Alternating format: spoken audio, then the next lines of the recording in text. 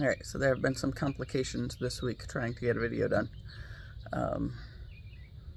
Talked a little bit about that in other videos, but like the biggest thing, like yesterday, I did had an hour-long video, and I was actually talking about like some of the things that, like the energetic cords that kind of allow it for difficulties to arise when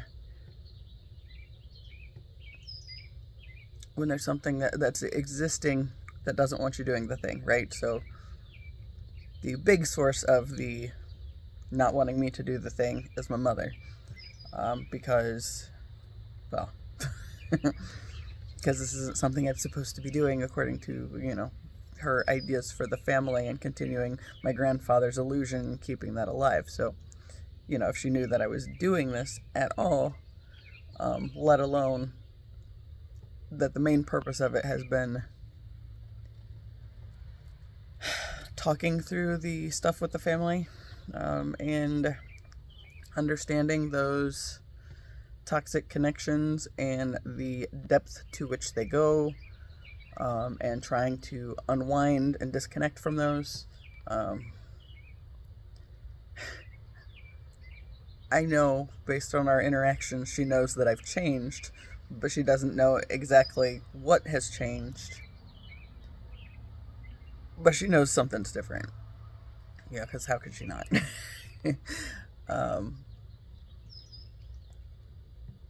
And the biggest thing is just seeing how everything's kind of crumbling within the family structure itself, because, my grandfather's not here to require the illusion to be kept alive. So my mother's doing all she can based on her energetic agreements with him to keep that alive, and it's not going very well. So yesterday I did an hour-long video, and I ended up losing it. And I was talking specifically about this point, but the big thing was, I've been around my family a lot, particularly my parents, because I've had to take my mom to visit my dad at the rehab hospital several times this week, and it's an ongoing thing, just making that happen, spending more time around them than I really care to, because, she can't drive, and of course wants to get over there, so all that fun stuff. And since I'm using their truck, naturally it would make sense that I would also be taking her to visit him, all that fun stuff. And I know that everything that's going on right now, especially in my life, is serving a very intentional purpose, right? And even if it might not make sense for me looking, like, just, stepping back and looking at it, it's like there's, at some level, I know there's something that it is asking of me in those situations. Like, going back to that picture with the bear, where I submitted my pictures from the zoo to a contest the zoo was having, only because I didn't know that there was any kind of prize package attached to it. And even then, the big thing on that was realizing that if I had known there was a prize package, I wouldn't have bothered submitting the pictures to the contest at all, because I already had this assumption that I wasn't good enough to win this thing. But then it was like, okay, well, where's that come from? And then what the prize package ended up being was, of course, my picture got to be the centerfold for the spring-summer edition of the Zoo magazine, and I got 4 free passes to either ride one of the rides or feed animals or whatever. It's like, so basically, it was realizing that the prize package that I would have deemed myself not worthy of was literally not a huge deal. But just because of how, I've been raised to believe or think about myself, believe things about myself, it's like I just automatically would assume since there was a prize attached to it, I wasn't worthy of the prize. I was like, that's a whole lot of bullshit. But, when it came around and I found out that I won, I realized that, I found out I won this contest. My aunt was with me when she was the first person I mentioned it to. I got the email. We had just dropped Gracie off at school, and it was my mom and my aunt and I, and we went over to the gas station to get their morning beverages like they always want to do. And, when we were going, my aunt and I were going in the gas station, I told her, it's like, hey, that's kind of cool, and she was happy for me, and it's like, my mom was silent when I, got back to the car. It's like, she didn't say anything about it. It's like, but you could just kind of tell that she wasn't real thrilled about it. But then, within a half hour, because of course we go get the drinks and then we go back, take my aunt back home and then go back to our house. Within a half hour of winning this thing, my parents had me in tears, and I spent the rest of the day crying because my day had gone to shit. They hijacked this thing that should have been good and exciting and made me feel like shit about it. And then they were content with their day, right? Because they sucked the life out of the good thing that had happened to me. And it's like, this right here is why I haven't been able to do more in my life, right? Because, the pictures for the zoo even, it's like, I've had times where I've gone and I've thought, do I really need to take more pictures of, mostly the same animals? And it's like, yeah, I feel like I'm going to anyway, because it's just something, there's just a pull for me to do the thing, right? To take the pictures and whatnot. And, nobody's saying anything on Facebook to appreciate the ones that I thought were really good. And then this contest comes up and it's like, oh, what the hell? Maybe somebody else will get some kind of enjoyment out of them. So I submitted 3 of my pictures, and it wasn't even, the one that won wasn't even one of my favorites. The ones that I really liked more than the one that won were the picture I took of the tigress and the elephants. Right, and the elephant one kind of looked like a poster, and kind of like a far off shot, and just kind of, I don't know, just like the lighting and everything. It's like stuff I couldn't control. I just was there at the right place at the right time to point and click. And then I had this whole day where I had taken really good pictures. But then after my one picture won the contest, I realized it's like,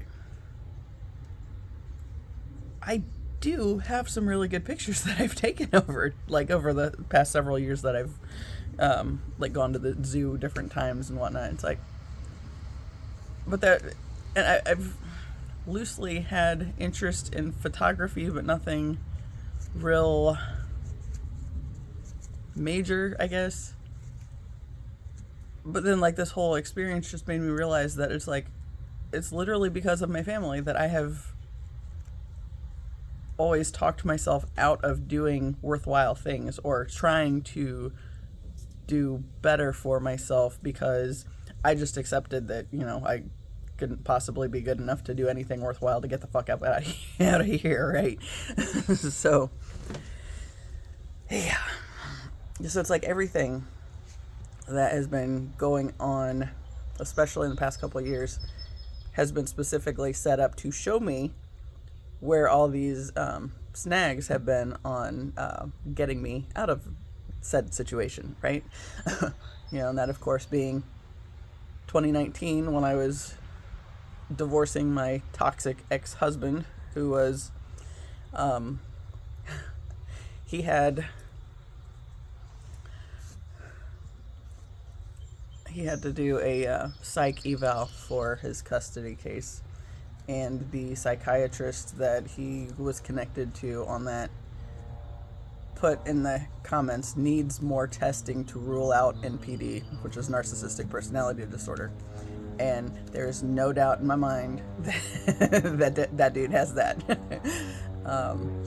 And, you know, I said narcissism for a while talking to him, but like as soon as it came on the paper, I was like, I knew it. And that was like one of the first things that I really was proud of myself for trusting myself and realizing was a thing, right? I'm over here hanging out with Sammy today, and he's just really confused at he doesn't see real well, and I don't think he sees hardly at all, just like shadows, and doesn't hear very well, and I just made a big noise. It's like, what the hell? Let's see. This is little Sammy. Hey, Sammy. Sammy.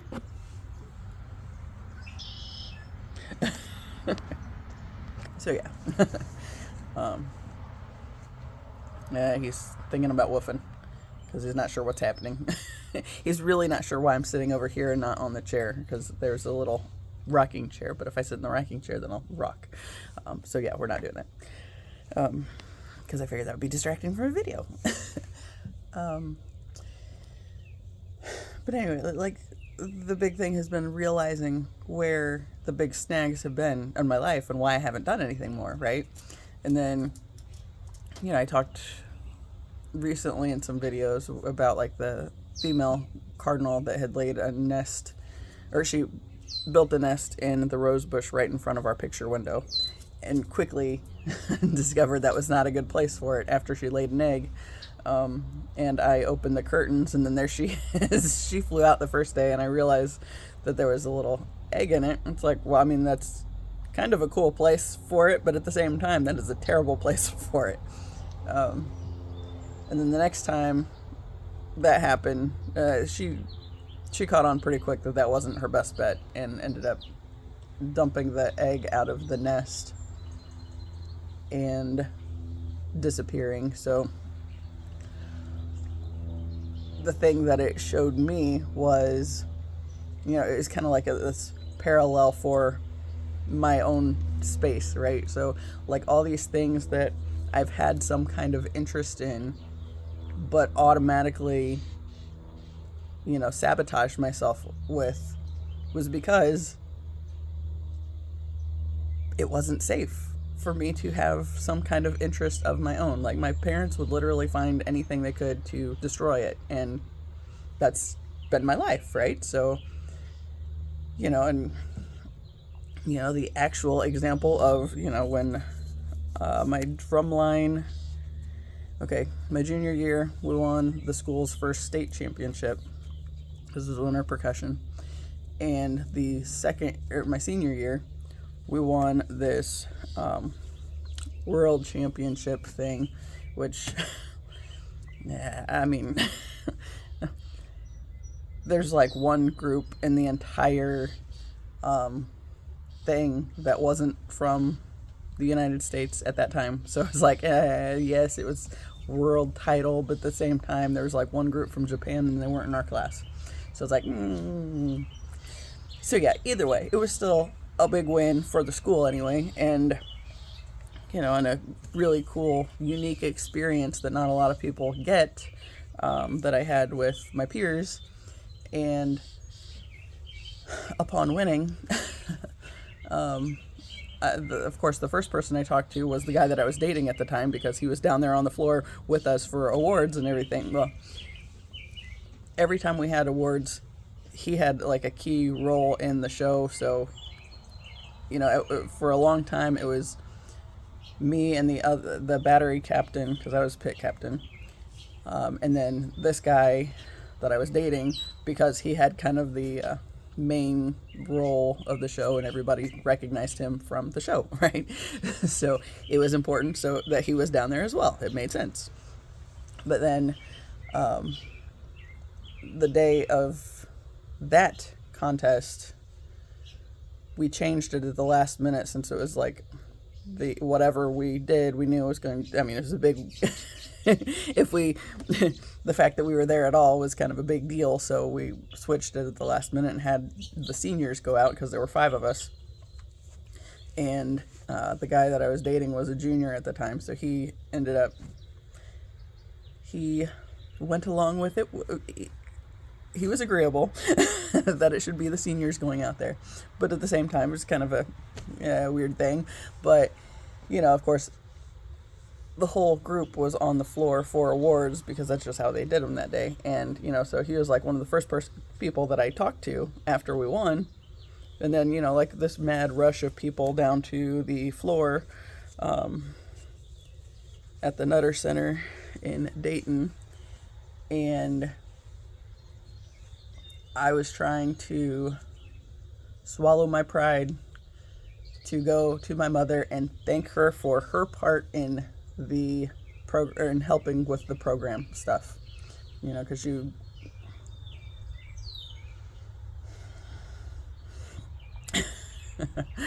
she was very active behind the scenes, but it was more because she was trying to live vicariously through me than because she was trying to help me, and like when I'm trying to swallow my pride to be able to go and thank her for her role, she comes up to me and says, I deserve this as much as you do. It's like, that right there. That's why I never tried to do more. That's why I always self-sabotaged. And there's been lots of things that I've been interested in. Like, of course, I mentioned the photography stuff that I've never actively pursued. Writing is a little more of an active pursuit, but at the same time, I still have some resistance to it for this purpose. Just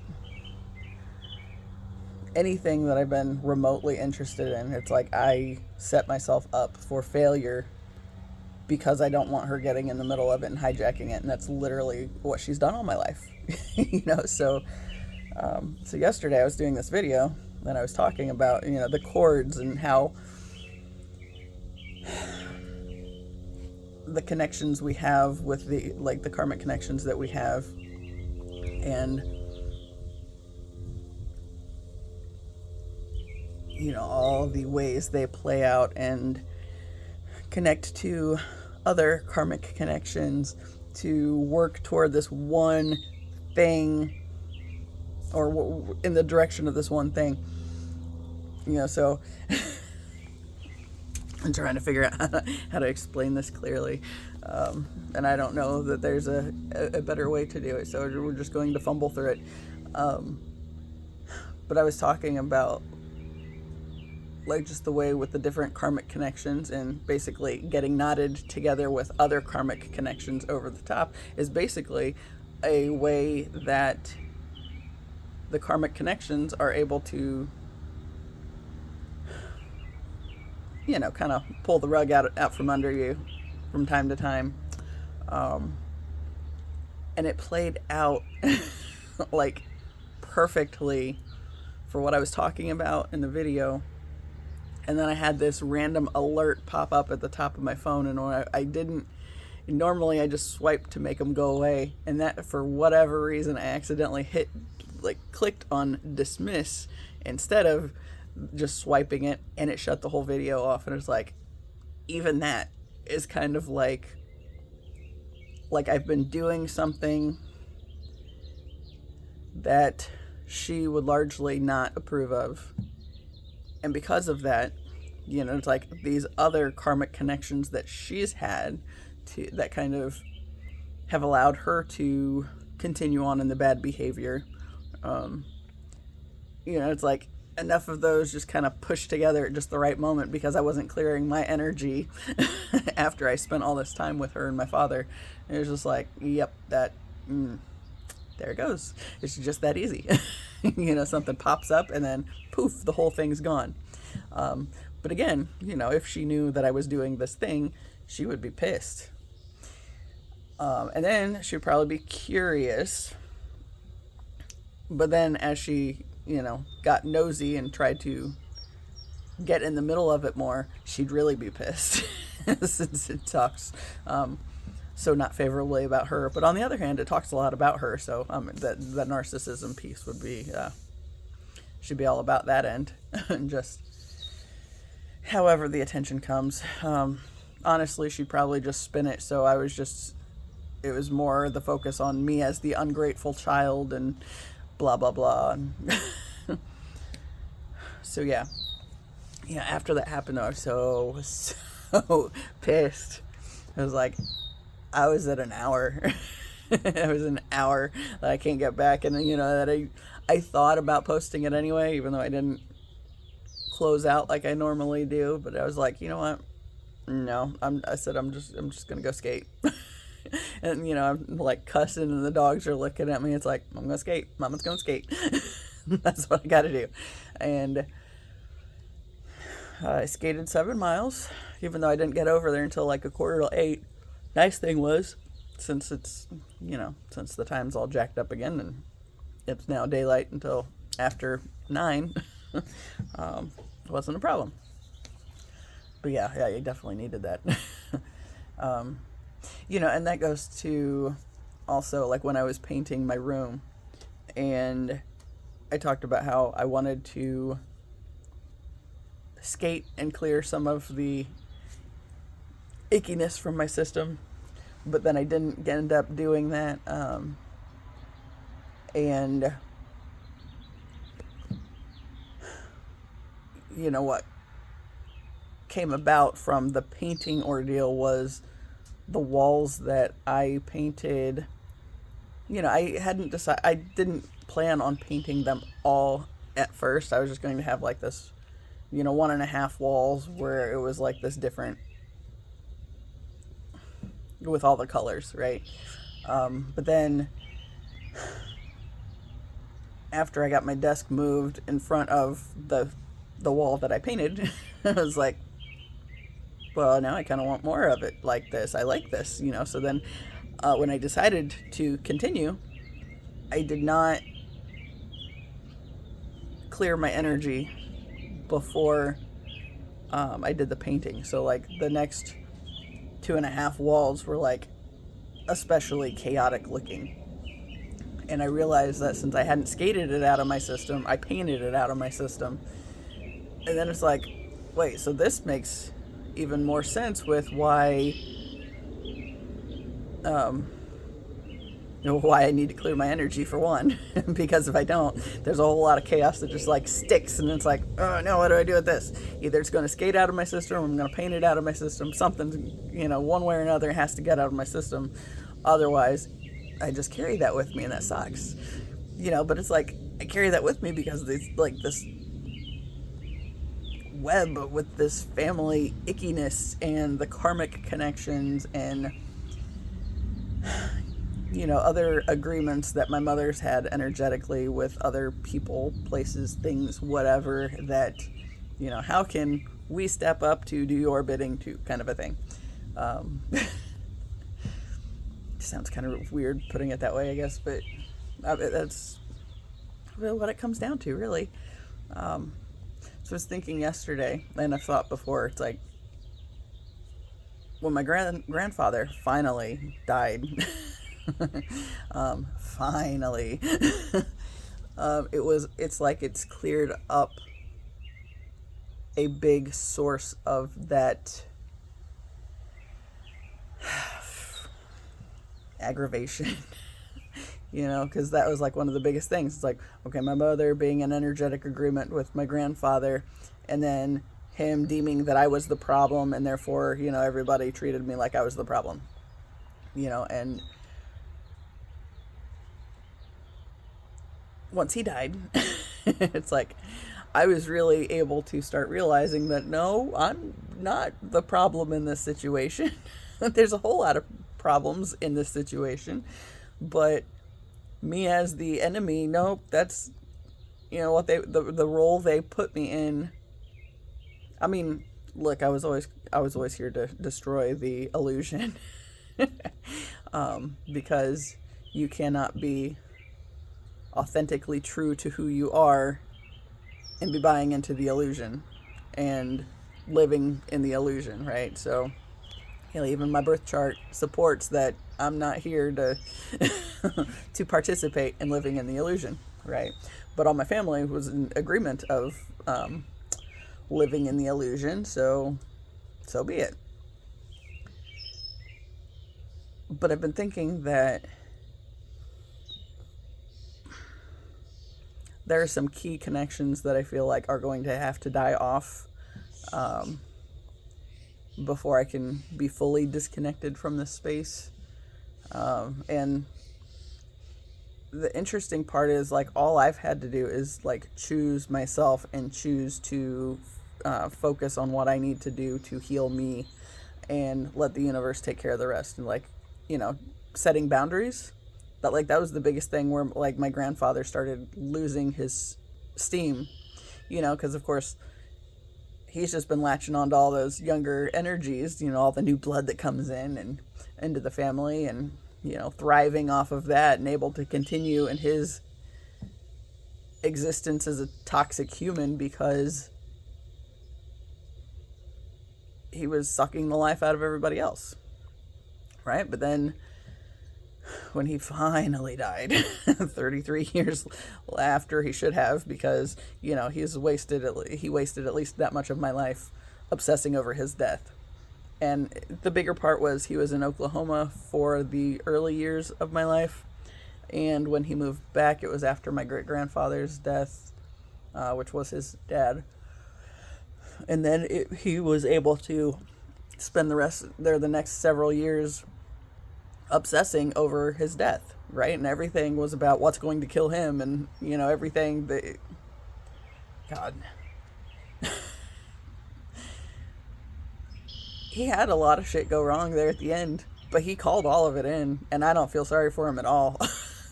You know, because he had, like, I think he had a couple different types of cancer. He had lung cancer, he had leukemia, he had, I feel like there was something else on that end.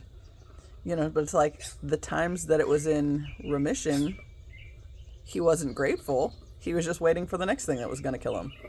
So it's like, okay, if you're not ever grateful, that's a sad little wolf. Yeah, right there, dude. I don't even know what he's barking at. He doesn't either, honestly. But, yeah, like, all the stuff that he had go wrong there at the end is because he was never grateful for the times anything went well. It was always, okay, well, that didn't kill me, but this is going to be the next thing that kills me. This is going to be the next thing that kills me. It's like, fuck it. At some point, life is going to kill you because, I mean, because we're not here in these physical bodies to live forever. We're just not. You know, they're just, I don't know, Lenita referred to them once as rental cars, basically, you know, and it's temporary, but who cares? You know, you can enjoy life in other ways without obsessing over the death, but no, he just wanted to obsess over the death, so it's like, fine, whatever, you know. And then, you know, them all making a big joke of it. Okay, first off, my mom and the middle sister spent the most time there. Of course, you know, they're both, mom had a heart attack and ended up on disability shortly after she finally went to college and got her medical degree. You know, she was a certified medical assistant or whatever, I don't know. But then, you know, so the career path was very short-lived. But, you know, of course, my brother and I had to go to college because she hadn't gone to college right after high school, and that was one of her biggest regrets. But she made the decision to get married and have kids, so it's like, yeah, you made the decision for yourself to do that. So, you know, but it's like we weren't given the opportunity, so we went to college. But then, like, he changed his major every semester. And then finally, after 4 years, got out and joined the Air Force. And I switched with a few different things, but I ended up staying pretty close to the same things so that my classes at least counted for something. and eventually graduated with my bachelor's in psychology and religious studies, and then minors in creative writing and interpersonal relations. But it was like, it wasn't because I had any idea what I was doing. I literally, since I had no other option but to go to college right away, I was like, well, maybe I'll figure something out about myself. That's why I went with psychology. Maybe I'll figure myself out. Not just that round, however, it has helped. But yeah, it's like, there's just been so much to it. But it's like, because of her decision that she made for us, right? That we had to go do this thing. And then, we were just kind of always feeling like we were floundering in some way or another because we didn't know what we wanted. And, ultimately we didn't know how to exist apart from our family. And that's exactly what they wanted. Because if we exist apart from them, then they can't suck the life out of us anymore. And it was when we started setting boundaries, I started it, and then I started talking to my brother about what I was noticing, and then he started paying attention and noticing it, and then he started setting boundaries. It's like, that made all the difference in the world. And I think that's what finally lined it up for my grandfather to finally kick the bucket. But like, my mom's middle sister was a nurse for like 30 years. And yet while my grandfather was in the hospital, he could bully them into making very bad decisions, like doing the lifting to move him from the chair to the bed because he couldn't wait on the nurse, but the nurse who had just been in there, he said he was fine and didn't need anything, but he could bully his children into it, right? So it's like, So, my aunt had, she died for a half an hour, so she's got some brain issues and whatnot with that, but at the same time, it's like 30 years of nursing experience out the window because he's bullying them. But it's like, that's literally how the toxic connections work. It's like, it makes you put all the stuff aside and do the bad things because there's a fucking bully in the house, right? And that day, the nurses that came in, and of course, my aunt had worked with several of those nurses because that was the hospital she ended at when she was, before she had her whole medical stuff go wrong. But then it's like, of course, the staff there is kind of irritated at the whole situation, and I was standing up holding a walker for some reason. It's like, why am I even this connected to this whole shit? Because I was sitting over there minding my own business and telling them they were stupid and to call the freaking nurse to get that handled, and yet somehow I still ended up standing over by the ordeal. I wasn't going to catch my grandfather. I wasn't. If he falls, oops.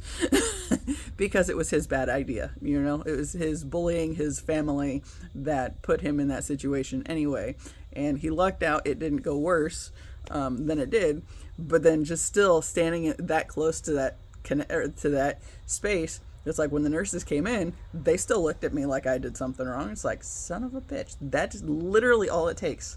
Just that little bit of agreement, standing up and moving over there to hold the walker in place, even though you're not touching anything else. It's like, that's still part of that agreement that allows for the bad behavior to continue, right? So,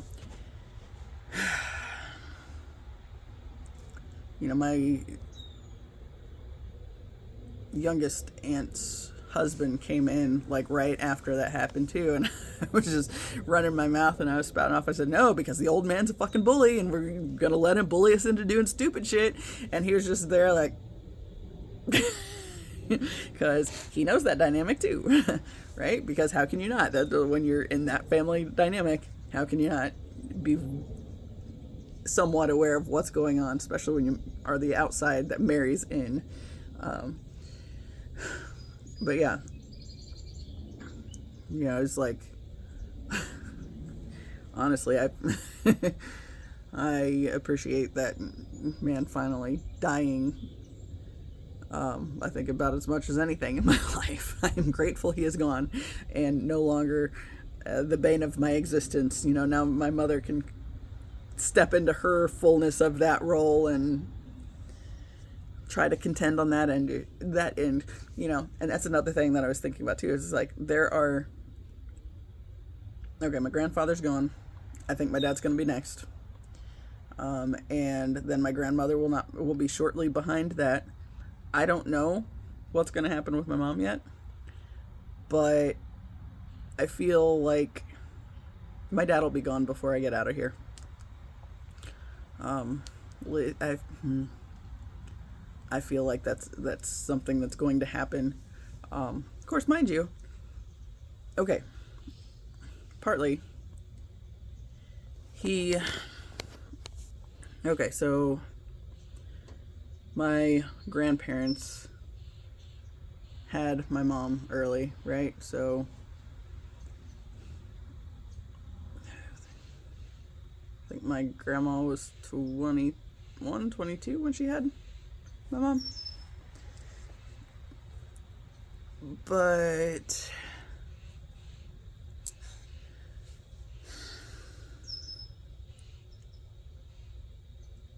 okay, so they entered into their agreement young, right? And it was because, you know, my grandma got knocked up first. Of course, we weren't supposed to know that because, you know, that ruins the illusion of, you know, Dawn's perfect family. But she got knocked up before they got married. And it was all sorts of exciting when the grandkids finally did the math there. Because it was like in the past 10 years, like that came out at like the anniversary thing, and everybody's like, wait a second. Their anniversary is like April 24th, and my mom was born on December 4th. It's like,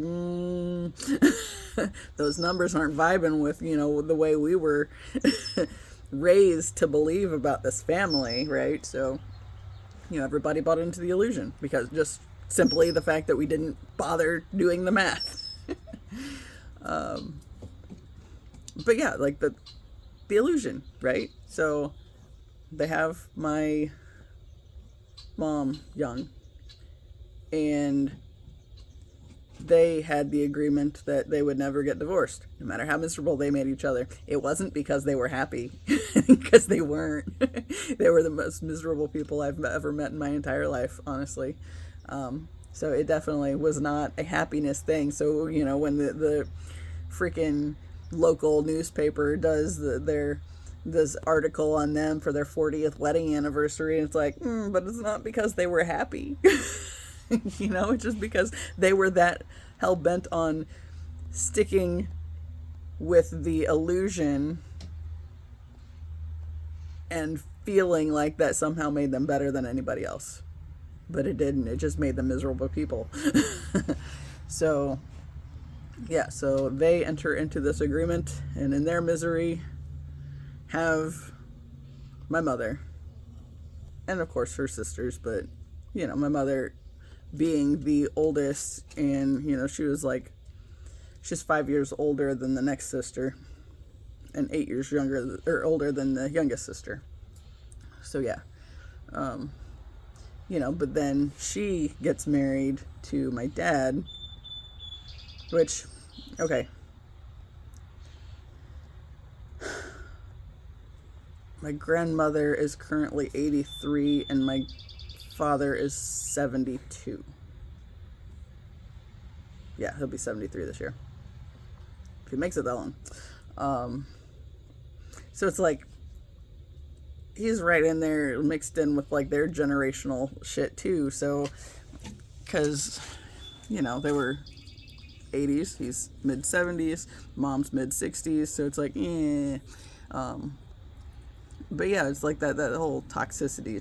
It's thrived for a long time, right? So my mom and dad get married, and then have my brother, and then have me, and then, you know, when I was in high school, I remember it used to make me really kind of sick watching my mom when she was working at the high school, because it was like she worked there, but she was more thriving in the teenage years kind of a thing. It's like she never made it beyond her teenage years. Like, she's still existing in this space like she's going to school here, even though she's working here.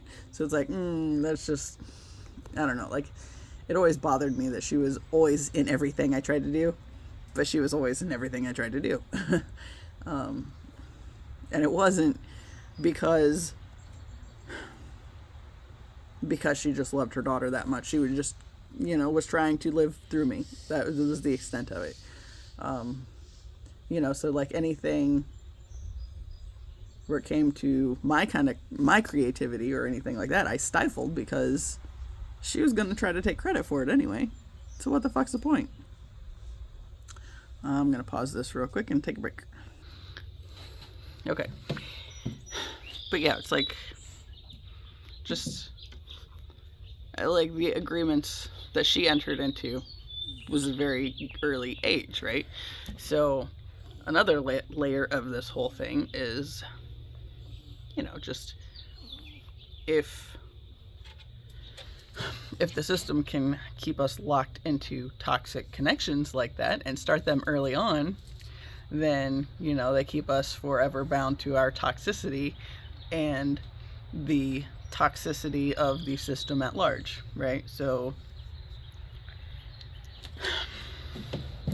I've been thinking that, that's a big part of like the idea behind selling children off to get married to creepy old men, is, one of those. I mean, my mother was not sold off. She entered into that willingly, but like just the way she even talks about my dad, it's like, she'll be relieved when he's gone, to be honest. And no, she don't want to do it again or get married again, blah, blah, blah. But at the same time, like the way they talk about each other, they're not in love, y'all. They've never been. It was an agreement, right? And when my brother and I came along, and then they latched on to our energy to suck the life out of us, right? So yeah, like part of like the system being able to have the control that it has is largely in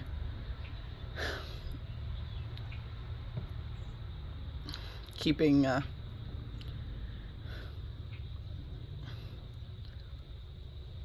forcing. Is that a fucking blimp? I think there's a blimp over there.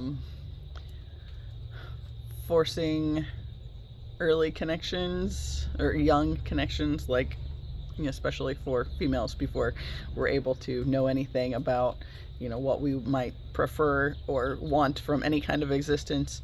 If we start being able to think about things that don't work for us, then, we get kind of mouthy and lose my sweatshirt. And that doesn't work for keeping the system alive because, well, as I think these systems kind of realizing that now that, okay, there's an abundance of overgrown man children who've been really pissy because there's a whole lot of women finding their independence from the toxic, system, and being able to have lives apart from the toxic masculine connections, and would rather be alone than to have to raise somebody else's child that they didn't raise, right? So, so like my dad, has basically become my grandparents, and he don't give a shit about anything. He's not taking care of himself. His his aggravation and not being catered to was a big part of what led him to stop taking his meds, which led to him having the strokes to begin with, right? And 4444, as I was talking about that. So yeah, it's like I don't have to do anything but step back and stop participating in the system, and it's kind of crumbling around me, and even like it was gross, y'all. My grandfather was in the hospital, and he's having okay, first off, before he got to the hospital, one of the issues that he had back in the fall was he was blocked. He had some kind of bowel obstruction, and well, if it didn't have anywhere to go out the one end, and then it ended up coming out the other end, and he was puking it. So it's like fecal matter because he was blocked, right? So then there enters in this weird dynamic where my grandma and my mom had to do it the most, but there's actually removing plugs like where the blockage from his ass. It's like they were doing this in the hospital, helping him out by but it's like, the fuck, ew, he's at the hospital, talk to somebody. But they're doing it because that's daddy. It's like, whatever. So, and my mom made some crack about how I wouldn't do anything like that for my dad. It's like, no, you're right, I wouldn't, because they have medical professionals in the space that he's in right now, which is a medical facility. So no, I would not help him out in that way because ew. And yeah, not my department, not something I want as my department either. So no, but for my grandfather, it just seemed kind of fitting, to be honest, that, he spent, his whole life trying to make my life miserable. So, well, have your fecal matter exit your mouth at the end of the day. Kind of sounds like you called that one in on yourself, sir. But yeah.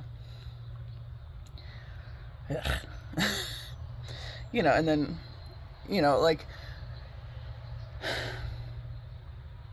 there's agreements with the generational belief systems and ideologies and whatnot. And, my dad is right up there close with my grandparents on that end. So, he clearly was looking for somebody to cater to his bullshit in the later years, right? And my mom was so busy being distracted with my grandma initially, that she, when it came time for my dad to have this procedure on his eye that ended up leading to finding out he wasn't taking his meds, and then she said, well, if you end up having a stroke or something because you took yourself off of all of your meds, do you really think I'm going to take care of you? And then bam, he's having strokes, or he's had multiple strokes. It's like, well, apparently you are, because she's on that phase right now, right? So currently cleaning up his desk because she's got to figure out where shit is in case anything happens, because she has no idea where he put their wills. And that even came about because he has lost the freaking title for the camper that she's trying to sell. So it's like, yeah, there's a whole lot of things. It's like the agreements, since my brother and I have been disconnected, are starting to crumble. And it's sad to watch, but at the same time, so glad that I'm not further connected in the middle of it anymore. It is, however, just a pain in the ass having to be around for it, because there were so many agreements for so long, that it's just a big pain in the ass. Big pain in the ass. Yeah.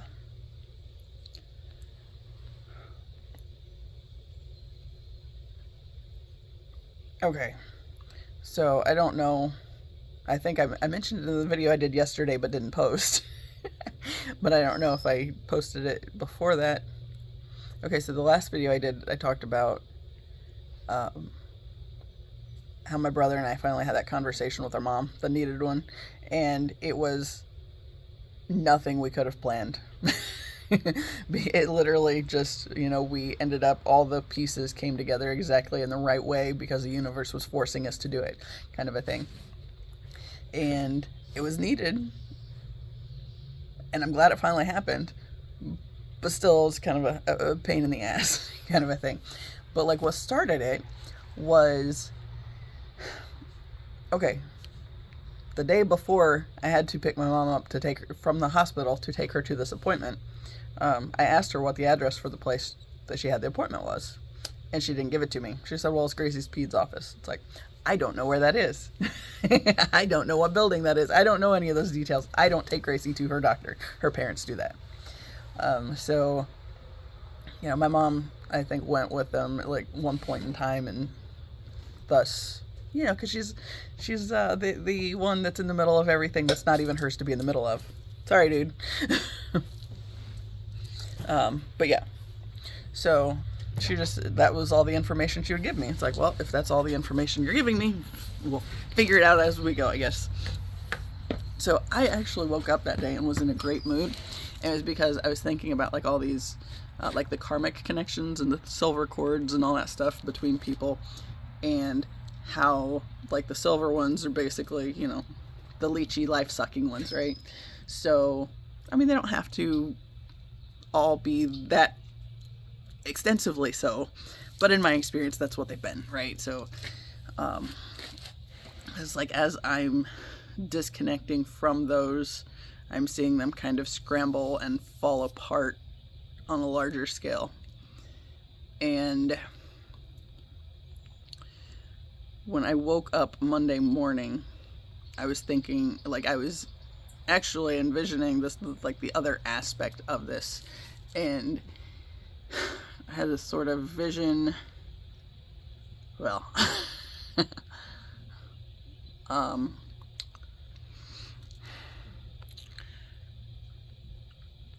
I don't remember if it was the theta, I don't remember what brain states it is where you're like connecting more on this energetic space.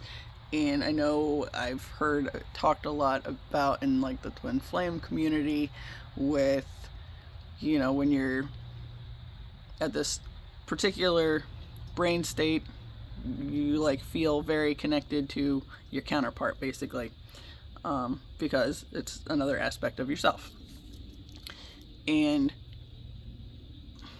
in the energetic state, we were connected, okay?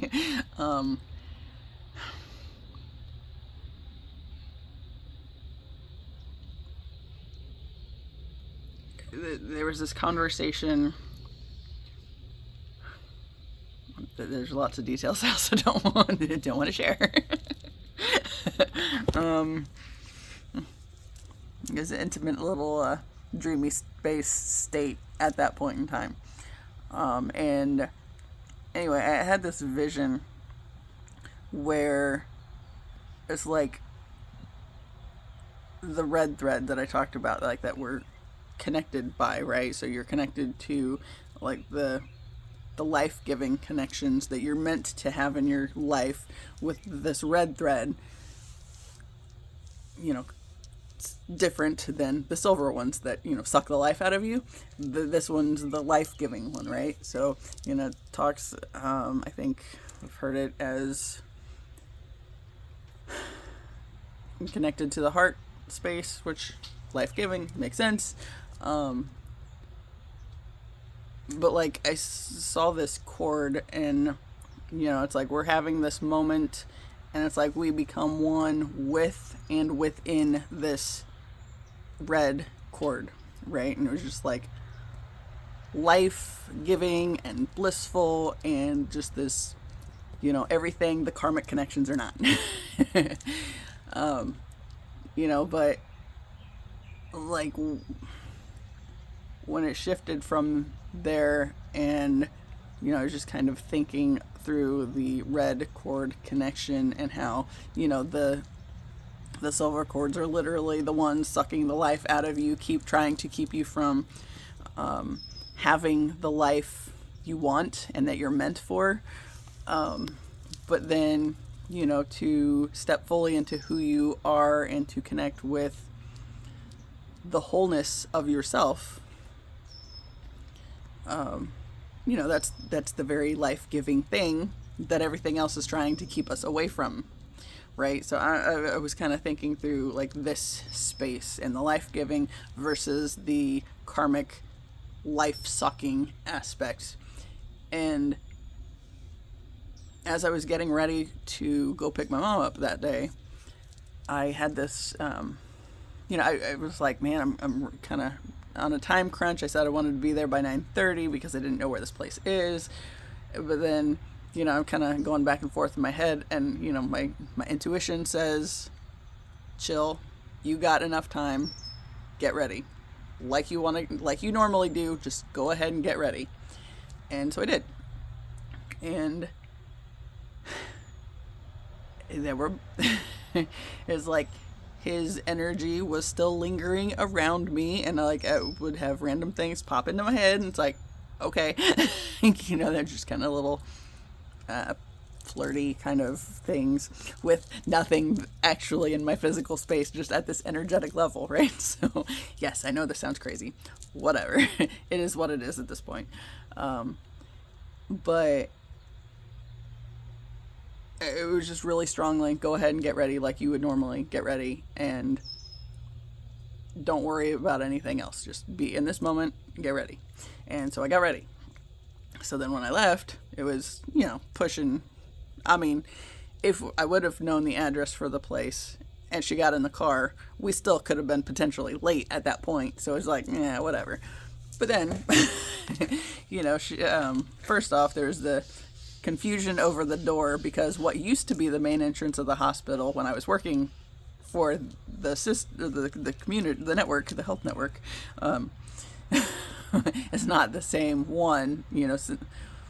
When I was working there, they were doing construction on this other part of it. I didn't realize that was actually the new main entrance at that point. There was confusion. Anyway, she finally gets in the car, and when I called her, she gave me the name of the place, and as I'm waiting on her and trying to drive around and avoid being in the way and all this stuff, I put in the name of the place that she told me, and it wasn't right. It's like, okay, don't know what to do with that, right? So then she, we finally get to where she gets in the truck, and it's like, well, that's not it, so what is it? And so she gives me this other name, so I look it up, and it said, well, the only one of those it shows up is in Columbus, and I'm not going to Columbus today. and she's like, well, I don't know. It's like, it's a shame you didn't just give me the fucking address when I asked for it. But no, that was like a whole thing, right? So, we're in the car, and we're in the truck, and I'm irritated, obviously, and, she's kind of pushing victim mode, and, oh, I fucked up, and all this shit. But, it's when the narcissist plays the victim, it's like, it's still that double-edged sword, and it's like, yeah, they're claiming that for themselves, and yet they're still trying to put it on you in some kind of way, and it's like, all this energetic shit. So anyway, I finally am like, okay, fuck it, and I just called my brother, right? So I called my brother, and I said, what is the name of Gracie's pediatrician's office? And he tells me. It's like, okay. So I put that in my phone. It's like, hey, that pops up. Imagine it exists. So then my mom kind of has her way, because she had invited my brother to go with us the night before. And of course, he just blew it off because he doesn't want to spend time with her, with all the stuff he's learning too, and going to therapy for at the moment. He doesn't want any part of being around her. However, since I was already on the phone, I was the one that called him, and it was hooked up to the radio. Well, then we start in with Mom trying to rally us around to, Dad's not doing well at all, and this will probably be the end kind of a thing, and, trying to feel sorry for herself, and, I can't believe I said this. I feel really bad because I told him, do you think I'm going to take care of you if you have a stroke because you took yourself off of all these meds? And then to find out he had a stroke because he took himself off of all of his meds. It's like, Like, the only thing I think I really offered to the conversation was that I didn't feel bad about what was happening with my father, because he still made the decisions to put himself in that position to begin with. And, you know, she said something about he thinks he's only a paycheck or whatever. And it's like, I mean, there's no good family connection there, y'all. It's just not. But my brother didn't say it until he said it to me later, but like, because we were venting afterwards. He said when she made the comment about him being only the paycheck, he wanted to say, well, why do you think that is, mother? You know, because, you know, she's the one spending right and left and all this crap. So it's like, meh. It's like, what, you know? I have expressed my complicated relationship with this whole situation on multiple occasions at this point. You know, I don't like that I'm not contributing more, but at the same time, it's like, I don't need to contribute more to this situation, because the situation is the reason I haven't been able to do more. It's literally the block keeping me from being able to do anything better with my life. So for right now, I'm aware it doesn't look really good, that I'm living with my parents, not paying rent, and largely, you know, not having a whole lot to do on that end. But it's like, the healing side of it is super fucking heavy. And there's been a lot on that end. So it's like, no, this is just, you put me in this situation because you entered into all these shitty agreements, and my life was enforced upon me. So now we're working through it, and however long that takes is however long it takes. And I know this is temporary, and it drives me nuts, because, you know, the basis of who I am is not this whole situation. You know, this situation sucks, but it is where I am right now. So it's kind of a pain in the ass. You know, and that was like the biggest thing. It was like my mom, her attack to me was exactly that of, well, you need to get a job. It's like, okay, first off, I do have a job. It just doesn't pay a whole lot right now, and it's temporary because Gracie, you know, it's respite care with the Gracie, and, you know, she's going to be moving soon. So while I have that, I am utilizing that, you know, and before the other one pays, eventually it will. And there's going to be a lot of other layers that come up with it, you know, but it's still just kind of kind of where I'm at right now. So yeah, but like, going back to that conversation, it's like, just like, that's always the first dig with her, because that's the thing. She knows that she doesn't know what I'm doing with most of my time. She just knows I won't be around the family if I can absolutely avoid it, especially her and my father, and that she doesn't have access to me like she used to, and she doesn't know why, but she doesn't like it at all, because at least if she could bring me into her sadness, then she felt like she was somehow doing something big.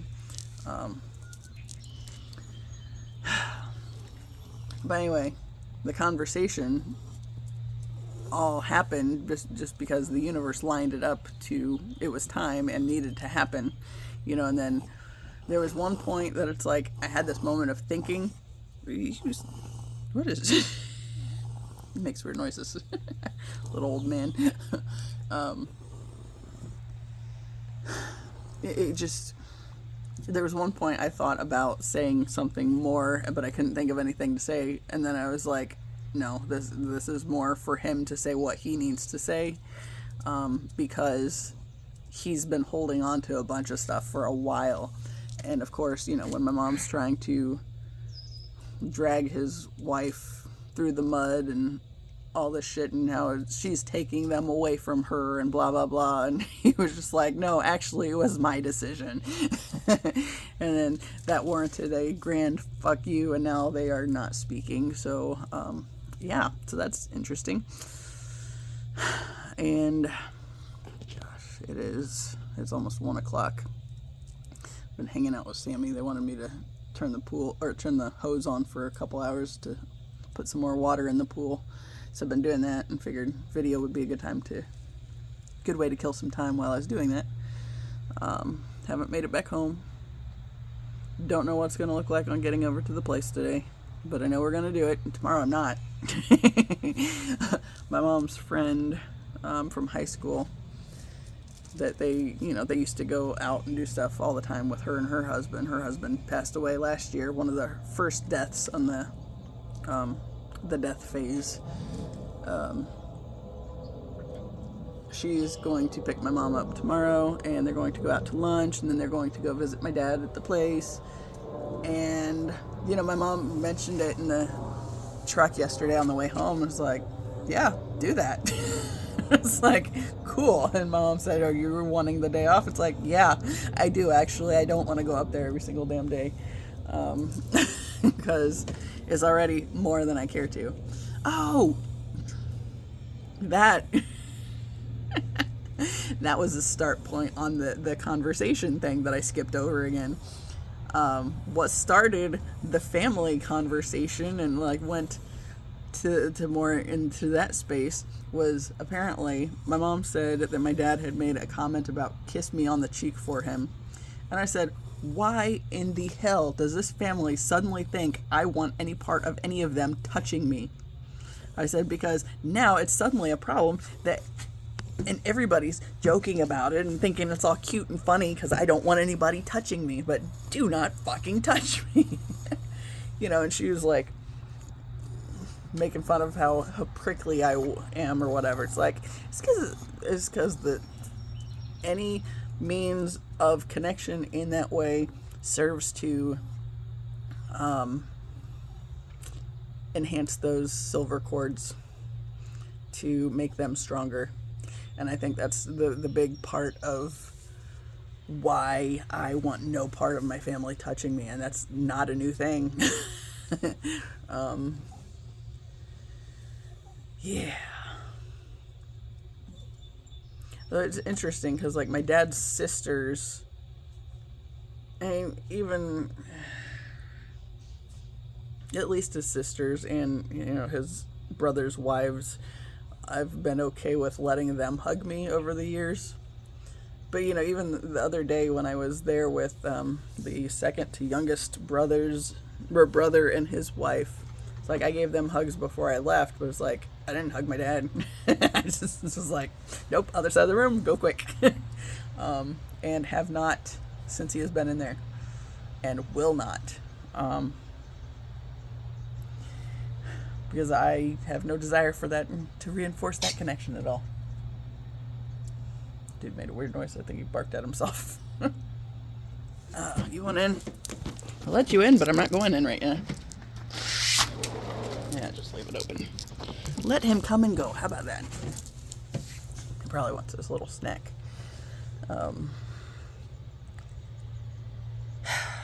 Yeah. But it's like, I really feel like that's the big thing with the whole... Okay.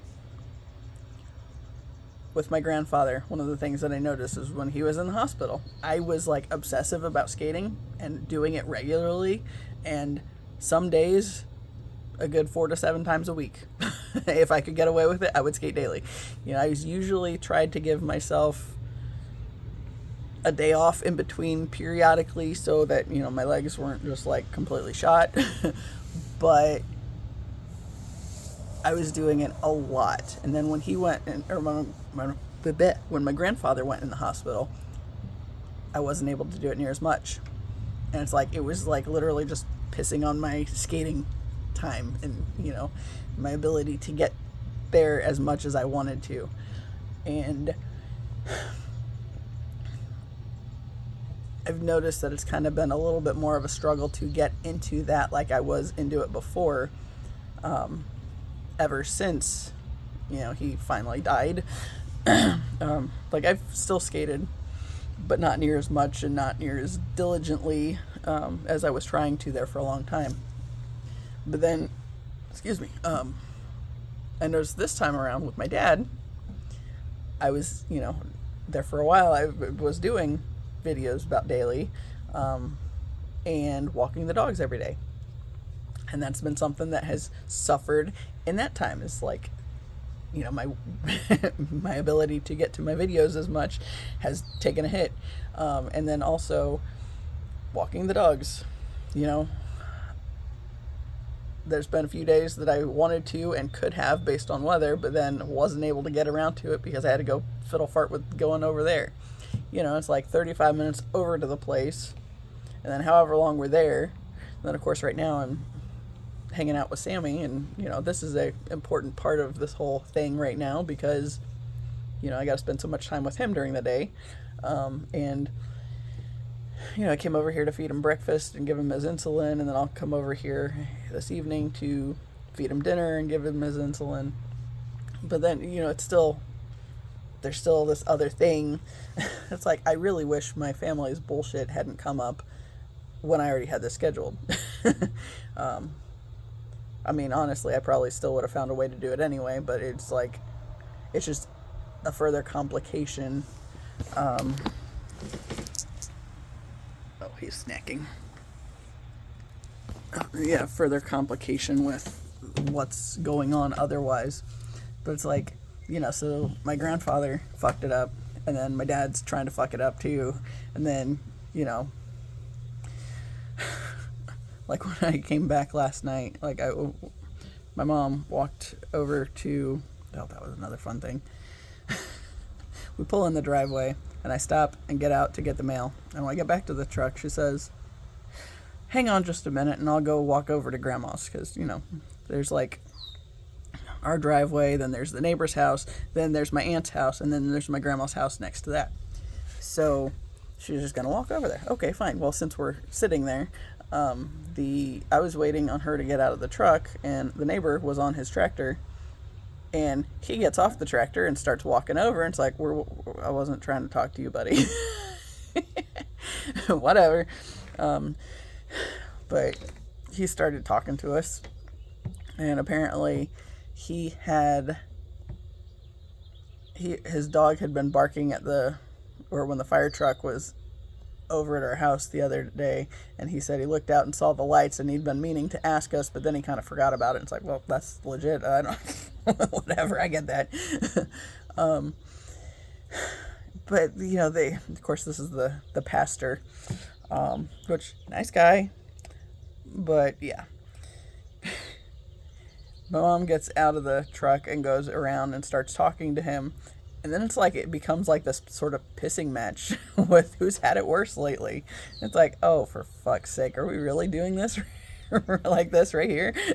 And he's talking about his in-laws. His mother-in-law has Alzheimer's, and his father-in-law has dementia, and they're not doing real great, but at least the mother-in-law can kind of remember where they're going if they're driving somewhere, and blah, blah, blah, and just drama with that. And then my mom's talking about, her broken arm, and, she's got a couple plates in there, she's got all these screws, and blah, blah, blah, and it's just kind of like, oh, she found somebody that's doing just the same kind of shit she is, and just all about feeding into it and wanting to have his shit heard as well. And it's like, yeah, okay.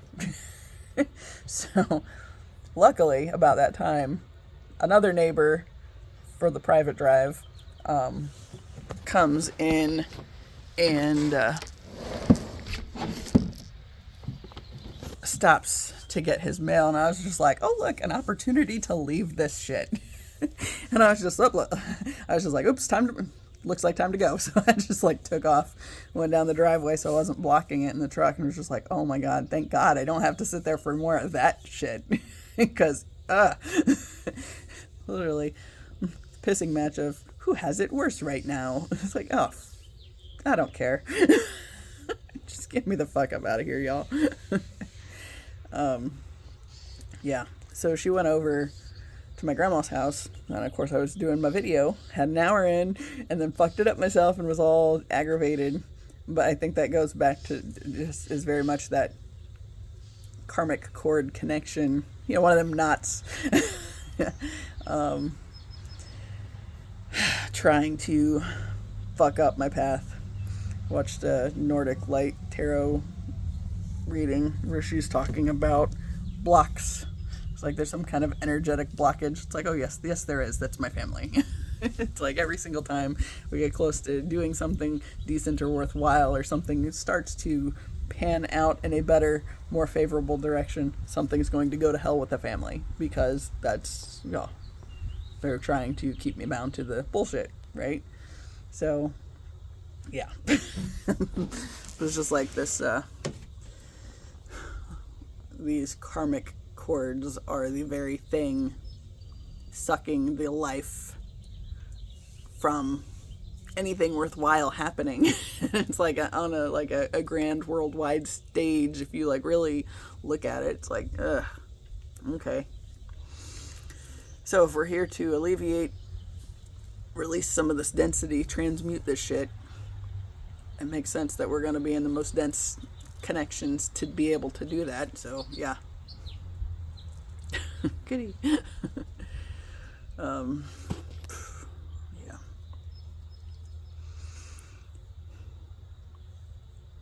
I was thinking that it makes sense on that end, like going back to the stuff I was talking about earlier with my mom, even. It's like that the systems in place have,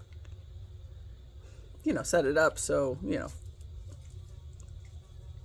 marrying off girls at a really young age, because if you lock them into these karmic connections, that sucks the life out of them forever, right? Or until they're able to separate from them. So it's especially, demonizing sexuality and all this stuff. So, it's like women are just automatically seen as whores in the system that's currently in place, because if you are locked into the male versus female duality mindset, then the patriarchal types very much feel like they have some sort of higher stake, higher position over the feminine, and like the military bit with the should be here's and shouldn't be here's. Oh. Okay. Oh, I don't have it today. I don't know. I want to save that one for a day that well, maybe not. Okay.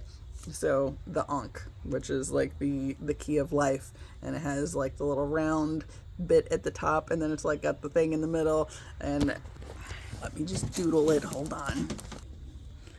Never mind the fact that I'm not stellar with drawing.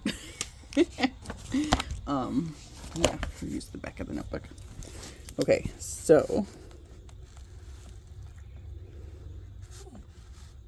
this is very not good, but you get the point.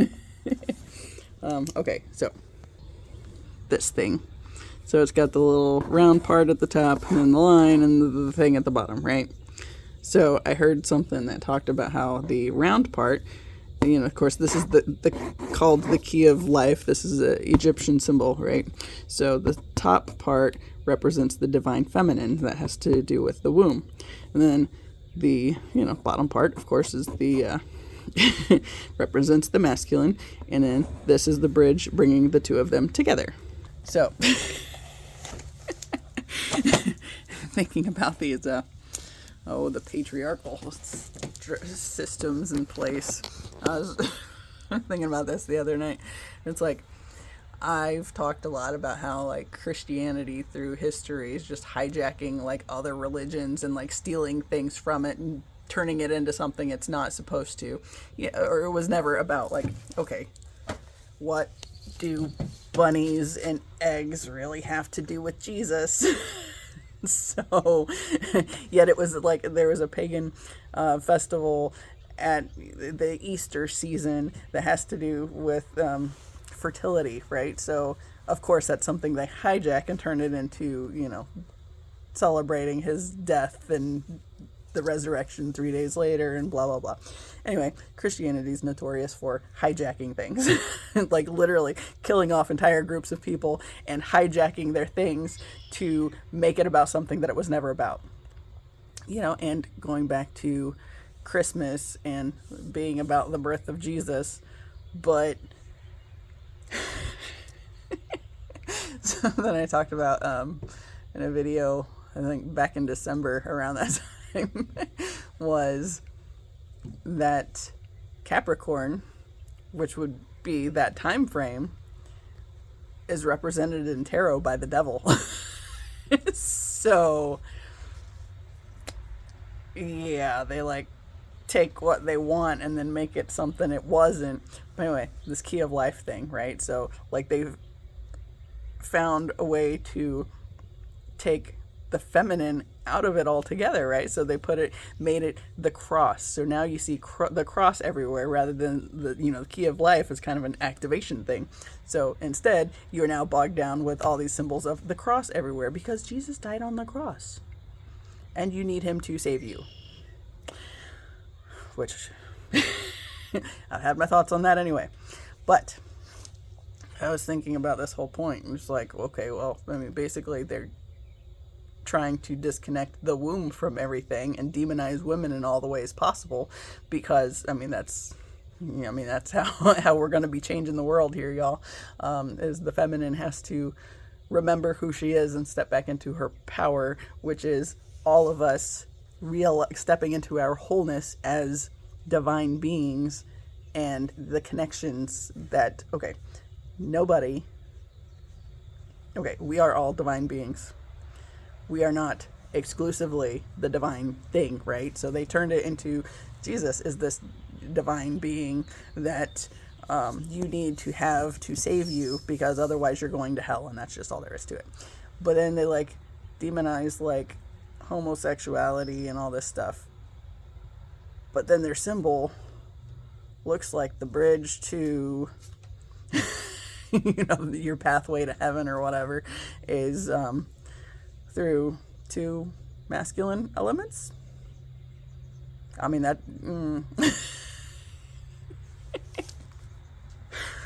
It's just all silly. Like the more I'm learning about these things and like making these different connections, and it's like, so then they demonize like this whole population of people, and yet their symbol suggests otherwise. And even just the way that they're, trying to make it the Father, the Son, and the Holy Ghost because, they had to ghost the feminine to remove her from the thing to be able to stay in power because, the distorted masculine in power is just a toxic bullshit system, and it's just a hot mess. And, now we got the freaking... the elected penis without a heart. Because karmic connections are life-sucking. They aren't the ones that give you life and that are meant to, the bigger thing. Like, if you really want to see God, you have to see it as all that is. And nothing that is here isn't part of that. Like even the part that's like falling short all over the place it's a necessary part of the process because you have to know everything you're not before you can really realize everything you are. But the system tries to keep everything into the division and separateness and all these things. Or this is where I think part of my red versus blue argument really stems from, and I loathe both. And yet the funny thing is, I've said for a while, it's like I'm more liberal than conservative, but more conservative than liberal. But the thing is, either side, you're not. That's not going to do it. It has to be like the whole thing, right? But you can't, if you're so locked in one, this or that, then you can never realize that we all have all the characteristics, good and bad, and you know, it's a part of what we have to navigate through before we can even come into the fullness of who we are here to be, right? But also thinking like we are all divine beings, and yet nobody, yeah, I mean, we all have our imperfections, right? Because the imperfections are what give us the overlap and allow other people to step in and weave together with us for this bigger picture, you know, the larger scale, all that is. You know, it's like we are all a component, a necessary component. And yes, we are all different, and that is important. You know, it's being true to our authenticity and, you know, the things that make us the unique spark that is us, right? And only being truly authentic to who we are we able to recognize and appreciate the authenticity in others, and appreciate the fact that we're not all here for the same purpose. And thus, yes, there are going to be overlaps, but there are also, you know, those things that make us feel very, very different from everybody else, because we're still here to fulfill some kind of important role in the unique expression that is us, right? So, you know, like the red wants to lock it out into this or that, but then the blue wants, no, all is one and the same. But it's like, it is not all one and the same. We're all different expressions of this bigger thing. And it comes from, you know, finding our authenticity and being truly the divine spark that is us, that, you know, that we're able to see how they all fit together on a larger scale. So it's not just brushing over the things that do make us different and, you know, trying to make it so that we're all exactly the same, because we're not, you know. And, you know, our lives are just reference points. It's divine reference points. This is the story this version of this expression is here to tell, but that's not the fullness of the story. There's so much more going on. And, you know, it's only through others figuring things out for themselves and speaking their truths along the way that I've even, you know, kind of been shaping this existence as well. Does that make sense? Anyway, I'm going to wrap it up because it's like 1:15 and I got other shit to do. And definitely want to skate today. I mean, not that that's going to happen anytime soon, but here we are. Hey, check out these cute numbers. My Soror. So I gave her Wendy, Eclectic Shelf. I came up with, I have a word that is going to be my brand, and I'm working on my stuff so I can rebrand. But I gave her like the insight for this thing, and she came up with this. It was just a little offshoot, and she's like, I know it's not the same thing. It's like, it's fucking adorable, and I love it. So yeah,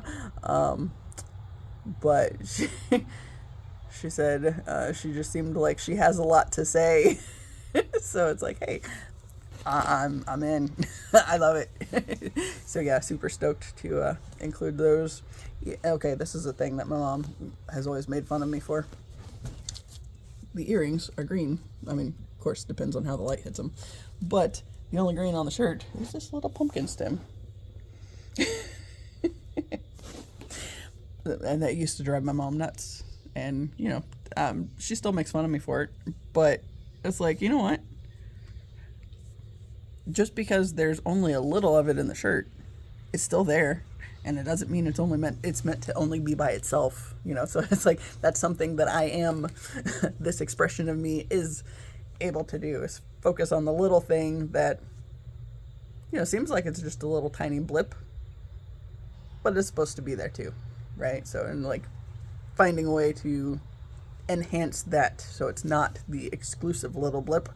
But yeah, anyway, that's my little story for the day. Anyway, as always, I appreciate you. Until the next time, see ya.